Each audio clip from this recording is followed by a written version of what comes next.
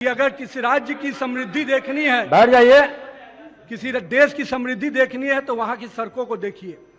और मेरा मानना है कि सम्राट अशोक जी ने जब सड़कों के इस विषय पर काम किया होगा, आज उसी विजन को पकड़कर बाद में शेरशाह सूरी जी ने और बाद में हमारे श्रद्धेय भारत रत्न अटल बिहारी वाजपेयी जी ने सड़क के क्षेत्र में जो क्रांति लाई, उसका परिणाम हुआ कि आज पूरे देश में सड़क की चर्चा होती है। और मैं सौभाग्यशाली हूं कि मैं उस राज्य में हमारे माननीय मुख्यमंत्री नीतीश कुमार जी और हमारे पूर्व के मंत्री श्री नंदकिशोर यादव जी ने 2006 में जिस सड़कों के क्षेत्र को अपने बीड़ा उठाया, आज पूरे बिहार में सड़कों की जो जाल बिछा है, इसका पूरा विषय माननीय नंदकिशोर यादव और हमारे मुख्यमंत्री जी को इसका श्रेय जाता है। उन्होंने एक पूरा रोड मैप बनाया है और मुझे एक अवसर मिला है उस रोड मैप पर आगे बढ़कर काम करने का। आज मैं इस विषय पर सबसे पहले अटल जी की उस कविता से अपनी बात को शुरुआत करना चाहता हूं। क्या हार में क्या जीत में, किंचित नहीं भयभीत में, कर्तव्य पथ पे जो भी मिला, यह भी सही वो भी सही, वरदान नहीं मानूंगा, हार नहीं मानूंगा। मुझे लगता है कि अटल जी की वो कविताएं निश्चित रूप से हम सभी को प्रेरणा देती हैं और खास करके आज की युवा पीढ़ी को, जिनको कभी कई चीज़ों को परिस्थितियों वश देखना भी पड़ेगा और कई चीज़ों को संभालना भी पड़ेगा। आज सबसे पहले मैं जब चर्चा करता हूं तो राज्य के एमडीआर की सड़कों की चर्चा कर रहे थे। मैं केवल संक्षेप में एमडीआर की सड़कों पे आना चाहता हूं कि जब 2005 की चर्चा ये लोग कर रहे थे कि क्या सड़कों की स्थिति थी, आज हमारे पास सिंगल लेन की सड़कें जो 2005 के समय में 91% थी, आज मात्र 41% 2 लेन की सड़कें हैं, सिंगल लेन की सड़कें। आज इंटरमीडिएट लेन की सड़कें उस समय 625 6.25% थी, आज हमारे पास 42% इंटरमीडिएट लेन की सड़कें हैं। जहां उस समय 4 लेन और 6 लेन में एमडीआर की सड़कों के बारे में सोचा कल्पना भी नहीं किया जाता था, आज 2% से अधिक एमडीआर की सड़कें 4 लेन और 6 लेन में तब्दील हो रही हैं।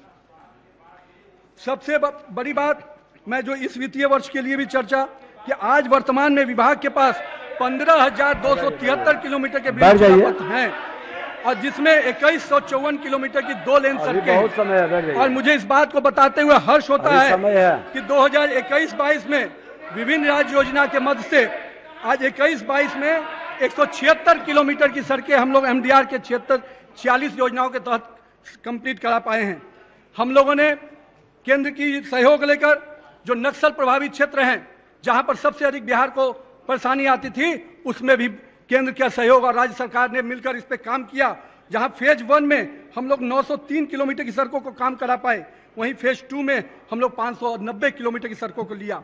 लेकिन हम लोग रुके नहीं और नक्सल प्रभावित इलाकों में जिस प्रकार से केंद्र और राज्य ने दोनों डबल इंजन की सरकारों ने मिलकर काम किया, उसका असर है कि आज नक्सल प्रभावित इलाकों में हर जगह दूर दराज में भी सड़कों का जाल बिछा है। और इसी के तहत फेज 3 में भी हम लोगों ने करीब 190 किलोमीटर की योजनाएं ली हैं। 265 करोड़ की योजना से ये बहुत बड़ी कह सकते हैं कि जो पथ निर्माण की सड़कें जो आप बिहार के दूर दराज इलाकों को जोड़ने के लिए थी, वो पूरा फेज हम लोगों ने कंप्लीट किया है।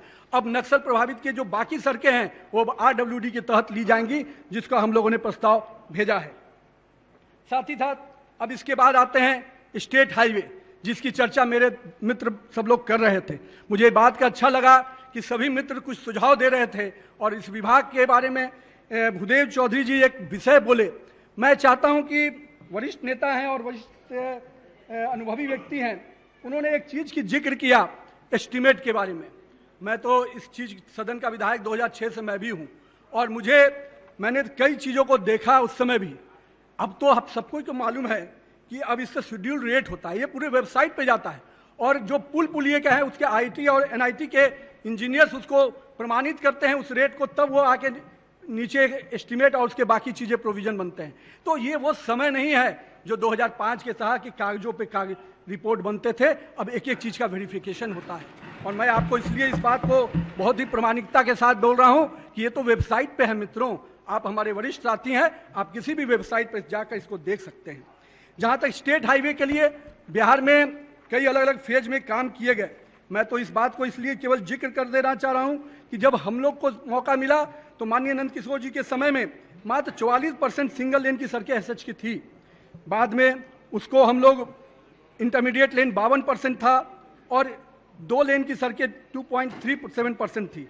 आज हम लोगों ने सिंगल लेन को 12% पर लाया और डबल और 67% हमारी सड़कें एसएच की 2 लेन में परिवर्तित हुई हैं। ये अंतर हमारे बड़े पैमाने पे जो 2 लेन की सिंगल लेन की सड़कों को इंटरमीडिएट लेन और इंटरमीडिएट लेन की सड़कों को 2 लेन करने से हुआ है। वर्ष 2021-22 में भी हम लोगों ने 130 किलोमीटर की राज्य उच्च पथ की यूनियन की योजना को पूर्ण करने में सफलता पाई, जिसमें कई ऐसी योजना है जो माननीय सदस्य के क्षेत्र की होगी। मैं उसके विस्तृत में नहीं जा रहा हूं, लेकिन मैं एक चीज की चर्चा जरूर करना चाहूंगा कि माननीय मुख्यमंत्री जी, माननीय उस समय के मंत्री नंदकिशोर यादव जी ने जिस सोच के साथ डिपार्टमेंट में काम किया और विभाग ने जिस तेजी से इस चीज को बढ़ाया कि आज एशियन डेवलपमेंट बैंक से हम लोग हर 2008-9 के बाद से हमेशा ऋण लेकर बड़े पैमाने पर एसएच की सड़कों को लेते रहे। प्रथम चरण में 824 किलोमीटर की सड़कें हम लोगों ने ली, द्वितीय चरण में 628 किलोमीटर की ली और तृतीय फेज में 231 किलोमीटर की सड़कें हम लोगों ने ली है। यानी 2008-9 के बाद से आप देख सकते हैं कि 1683 किलोमीटर की सड़कें स्टेट हाईवे को बनाने का काम बिहार सरकार ने किया है। लेकिन हम यही नहीं रुके और 2021-22 में जब हम लोग थर्ड फेज बिहार इसका एशियन डेवलपमेंट बैंक का हम लोगों ने थर्ड फेज का जब ऋण लेने गए तो हम लोगों ने 2727 करोड़ रुपए के ऋण लेकर करीब 285 किलोमीटर की योजना स्वीकृत कराई और ये बहुत इंपॉर्टेंट स्कीम्स है। मैं इसकी चर्चा भी आपके सामने इसलिए कर देता हूं ताकि आपके ध्यान में रहे। कटिहार बलरामपुर बायसी की चर्चा भी कर रहे थे, बायसी बहादुरगंज माननीय सदस्य चले गए, उनका भी निविदा हो गया। करीब 600 करोड़ की योजना है। अमरपुर बाईपास, मानसी फलगो हॉल्ट, सिमरी बख्तियारपुर 661 करोड़ की योजना है। बेतिया नरकटियागंज 317 करोड़ की योजना है। मझवे गोविंदपुर 211 करोड़ की योजना है और अम्बे देव मदनपुर 184 करोड़ की योजना है। यानी हम स्टेट हाईवे को भी हर समय प्रयास करके और Bihar state road development corporation ने इस दिशा में लगातार काम किया है और भविष्य में इसको हम लोग और आगे बढ़ाने जा रहे हैं। कई बार बातें आती हैं ओपीआईएमसी को लेकर, हमारे माननीय सदस्य चिंता कर रहे हैं।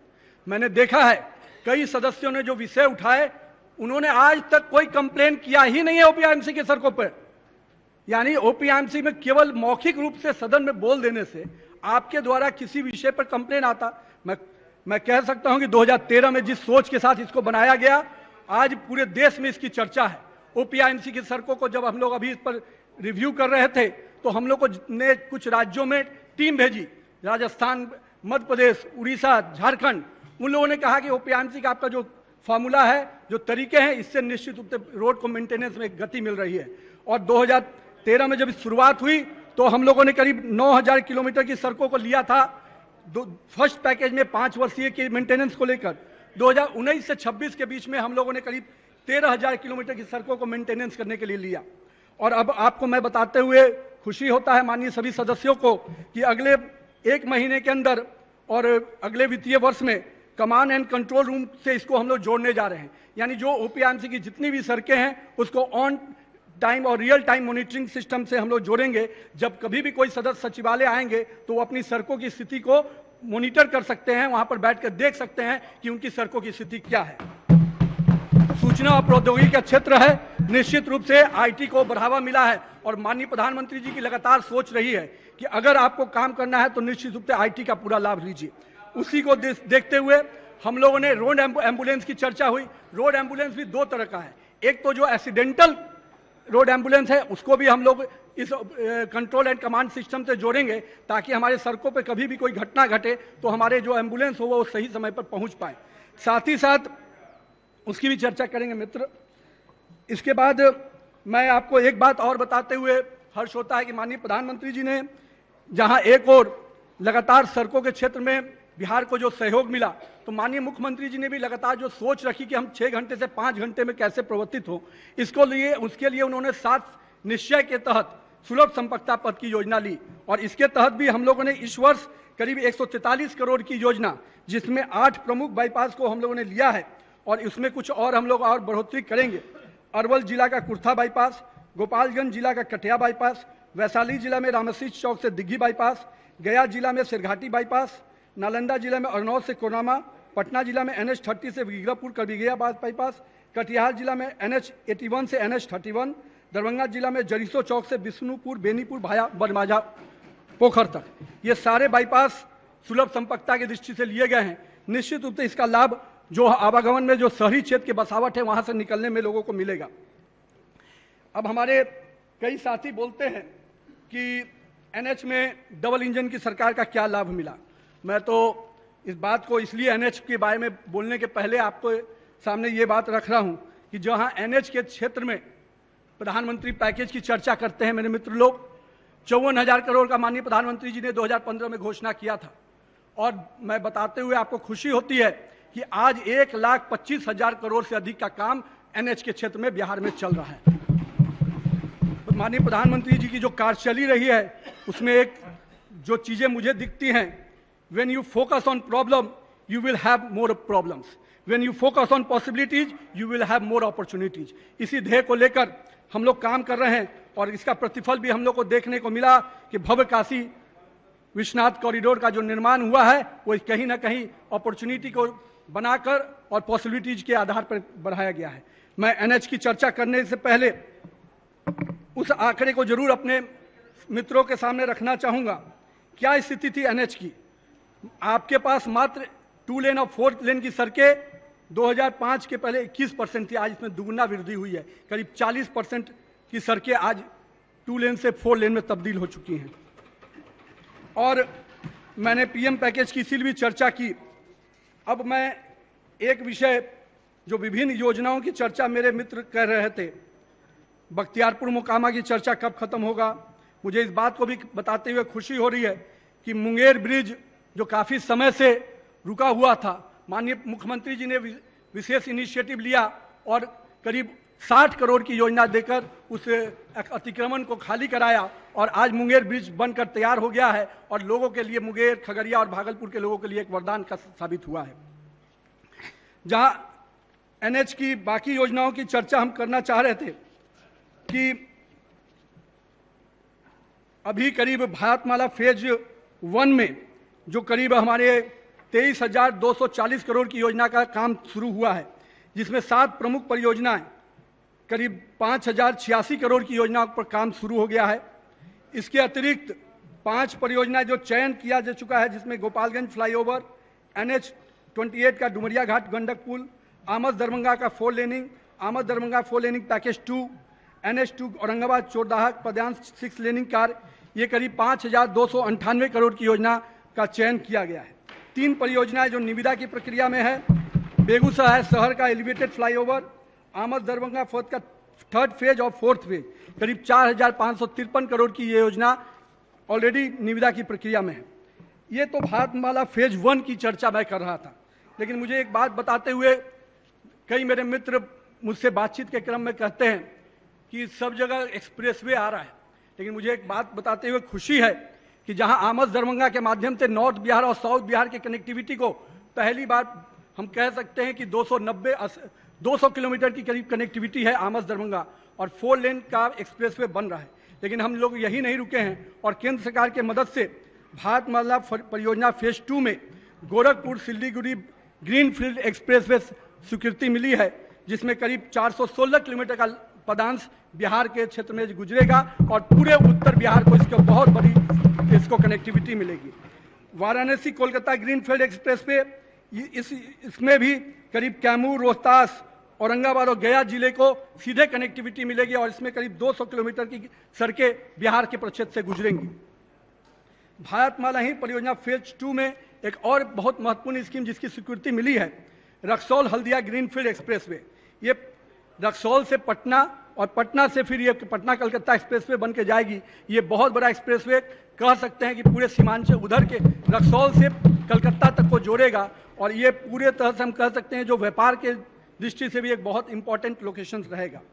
पटना आरा सासाराम ग्रीनफील्ड एक्सप्रेसवे की भी घोषणा की गई है और 110 किलोमीटर के 4 लेन में बनाया जा रहा है। मैं एक चीज़ की चर्चा और अपने सभी माननीय सदस्यों से कहूँगा, माननीय नितिन गडकरी जी से जब हम लोगों ने राम जानकी पथ की चर्चा की, राम जानकी पथ पहले 2 लेन था और हम लोगों ने कहा कि भाई उत्तर प्रदेश में भी 4 लेन और 6 लेन बन रहा है और हम लोगों ने इसके लिए आग्रह किया, तो मुझे बताते हुए हर्ष है कि माननीय नितिन गडकरी जी ने इसको हर्ष स्वीकार किया और करीब 240 किलोमीटर की सड़कें जो केंद्र सरकार के योजना से 4 लेन में ये चकिया, सिवान, सीतामढ़ी और बिट्टा मोड़ को जोड़ेगी और 240 किलोमीटर की सड़कें 4 लेन में तब्दील हो रही हैं। मुझे लगता है कि ये, मैं उस पे भी आ रहा हूं, सुन लीजिए। पुल प्रक्षेत्र में ब्रिज के दृष्टि से एक बहुत इंपॉर्टेंट चीजें रही हैं। राज्य सरकार ने पुल के क्षेत्र में कई बड़े फैसले लिए। सुल्तानगंज अगवानी घाट पुल जिसकी चर्चा मेरे माननीय सदस्य करते रहे, मैं उनको आश्वस्त करता हूं कि दिसंबर 2022 तक इसको हम लोग कंप्लीट करेंगे। कच्ची दरगाह बिदुपुर पुल जो करीब 4,988 करोड़ की योजना से बन रहा है, इसको लगातार हम लोगों ने मॉनिटरिंग किया है और दिसंबर 23 तक इसको भी हम लोग पूर्ण करने का लक्ष्य रखे हैं।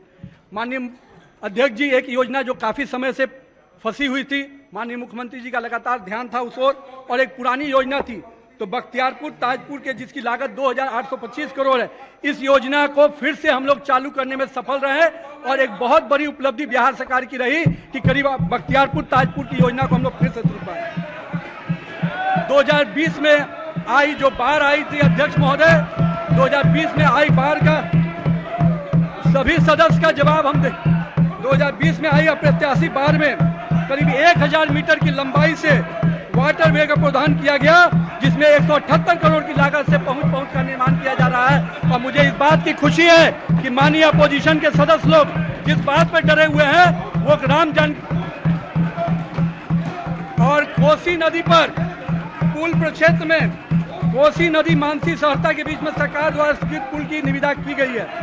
सोन नदी पर रोहतास जिला में पांडुका पुल जो बिहार और झारखंड को जोड़ेगा अध्यक्ष महोदय, उसके लिए 200 करोड़ रुपया की स्वीकृति दी गई है। और मुझे इस बात की खुशी है कि केंद्र सरकार के द्वारा जितनी योजनाएं चल रही है अध्यक्ष महोदय, मैं एक एक योजनाओं की चर्चा, ये सारा काला चिट्ठा इनका है महोदय, ये सारे काले चिट्ठे का जवाब दिया जाएगा। अब मैं केंद्र की, माननीय सदस्य बैठ जाएं। पुल के प्रक्षेत्र में केंद्र सरकार के सहयोग से होली का शुभकामना तो लेके जाइए, बैठ जाइए। माननीय अध्यक्ष जी, केंद्र सरकार के सहयोग से पुल के प्रक्षेत्र में करीब 9 बड़ी योजनाएं अभी जो चल रही हैं। बक्सर में अतिरिक्त 2 लेन पुल, गांधी सेतु के समांतर 4 लेन पुल, राजेंद्र सेतु के समांतर 6 लेन पुल, मनिहारी साहेबगंज के बीच में 4 लेन पुल, जेपी सेतु के समांतर दीघा सोनपुर पर 6 लेन पुल, पटना रिंग रोड के अंतर्गत दिगवाड़ा शेरपुर के बीच में भी 6 लेन पुल का प्रस्ताव स्वीकृत हो रहा है। इसके लिए भी बिहार सरकार ने करीब 3,350 करोड़ रुपया का लैंड एक्विजिशन का पैसा स्वीकृत कर चुके हैं। विक्रमशिला सेतु के समांतर 4 लेन ब्रिज का काम काफी गति पे है और हम लोग उम्मीद करें कि अगले वित्तीय वर्ष में इस काम को प्रारंभ करा पाएंगे। सोन नदी पर केंद्र सरकार द्वारा 6 लेन कोइलवर पुल का निर्माण लगभग पूर्ण हो चुका है, जो अगले वित्तीय वर्ष में जनता को सुविधा के लिए प्राप्त हो जाएगा। माननीय अध्यक्ष जी, हम लोगों ने कई महत्वपूर्ण फैसले और भी लिए हैं। इसमें मीठापुर राम गोविंद सिंह मोहली हाउस पे जो एलिवेटेड ब्रिज माननीय मुख्यमंत्री जी की कल्पना से बन रहा है, उसको भी हम लोगों ने करीब उसमें कुछ नए डिजाइन्स के प्रोविजन किए गए हैं और 1,000 करोड़ की लागत से ये बन रहा है। पटना शहर में गंगा नदी के किनारे दीघा से दीदारगंज जो जेपी गंगा पथ जिसकी कल्पना बहुत पहले की गई थी, उसके लिए भी हम लोगों ने पिछले वित्तीय वर्ष में हुडको से 2,000 करोड़ का ऋण लिया है। अटल पथ को हम लोग जो कनेक्टिविटी दिए हैं उसका लाभ ये मिलेगा अध्यक्ष महोदय कि Digha R block, JP Ganga पथ, जेपी सेतु, एम्स दीघा कॉरिडोर आपस में जुड़ जाएगा, जिससे पटना यातायात सुविधा होगा। अध्यक्ष महोदय, पथ निर्माण विभाग ने अपने 248 अभियंताओं की नियुक्ति की है और उनको विशेष ट्रेनिंग देकर, चाहे वो टीटीआई और बीआरआई के दोनों ओरिएंटेशन प्रोग्राम कराया है। साथ ही साथ हम लोग इंडस्ट्रियल कॉरिडोर और रिलीजियस सेंटर को भी कनेक्ट करने की योजना पर काम कर रहे हैं। अध्यक्ष महोदय, समय को देखते हुए मैं चाहूंगा कि जो इस वित्तीय वर्ष की कुछ विशेष योजना जो हम लोग लेने जा रहे हैं, उसकी घोषणा आपकी अनुमति से हम करने जा रहे हैं। सबसे पहले जो अपने हम लोगों ने कुछ विशेष योजना ली है, जो 22-23 हेतु हम लोगों ने लिया है। सुपौल से अररिया जिला अंतर्गत SS 92 गणपतगंज से परवा, ये 53 किलोमीटर का भी हम लोग योजना लेने जा रहे हैं। छपरा सिवान जिला अंतर्गत मांझी दरौली गुटनी पथ जो काफी समय से काफी ट्रैफिक डेंसिटी इसमें रहा है, 71 किलोमीटर की ये योजना हम लोग लेने जा रहे हैं। बक्सर जिला के अंतर्गत ब्रह्मपुर, कुरानसराय, इटारी, सरजा, जालीपुर, इटवी, इटारी बक्सर संपर्क मार्ग को हम लोग लेने जा रहे हैं, ये 81 किलोमीटर की योजना है। नवादा और गया जिला के अंतर्गत जेटियन, गहलोर, भिंडसा और पथ की लंबाई NH 82 का है, ये 41 किलोमीटर की योजना हम लेने जा रहे हैं। भोजपुर जिला अंतर्गत आरा, एकौना, खैरा, सहार पथ 32 किलोमीटर की योजना हम लेने जा रहे हैं। मधुबनी जिला अंतर्गत मधुबनी राजनगर बाहुबड़ी खुटौना पथ को 41 किलोमीटर की योजना लेने जा रहे हैं। सीतामढ़ी मधुबनी जिला अंतर्गत सीतामढ़ी पुपरी बेनीपट्टी पथ को 51 किलोमीटर की योजना हम लोग लेने जा रहे हैं। बांका भागलपुर जिला अंतर्गत धैर्या इंग्लिश मोड़ असरगंज पथ को 58 किलोमीटर की योजना लेने जा रहे हैं। मुजफ्फरपुर जिला के अंतर्गत बहुत ही पुराना एक डिमांड था हथौड़ी आथर भवन गामा औराई पथ पे बागमती नदी पे ब्रिज का, इस ब्रिज को भी हम लोग लेने जा रहे हैं अध्यक्ष। इसके अलावा अध्यक्ष महोदय पटना के मंदिरी नाला को जेपी सेतु से हम लोग जेपी गंगा पथ से जोड़ने जा रहे हैं। पटना अंतर्गत NH 83 पर अवस्थित माननीय मुख्यमंत्री जी के विशेष सोच थी कि जो पटना नाथोपुर है, जो पटना डोभी का पार्ट बना है, उसको तो हम लोग जोड़ दिए, लेकिन माननीय मुख्यमंत्री जी का निर्देश था कि हम नाथोपुर से एम्स पटना ग्रीन फील्ड को भी जोड़ेंगे एम्स से। तो ये अपने आप में एक नया रिंग रोड के रूप में, अल्टरनेटिव रिंग रोड के रूप में काम आएगा। सैदपुर नाला के ऊपर एक पुल की हम लोग योजना बना रहे हैं। साथ ही साथ बिहार राज्य पुल निर्माण निगम का परिसर और सेतु भवन और बिहार स्टेट डेवलपमेंट कॉर्पोरेशन का मुख्यालय परिसर का बनाने का भी योजना पे हम लोग काम कर रहे हैं। अध्यक्ष महोदय, मैं अपनी बात को बस एक लाइन के साथ खत्म करूंगा। Build the roads, jobs follow. मेरा ये मानना है कि अगर आप सड़क को बनाते जाएंगे तो निश्चित रूप से रोजगार के अवसर आप उत्पन्न करेंगे।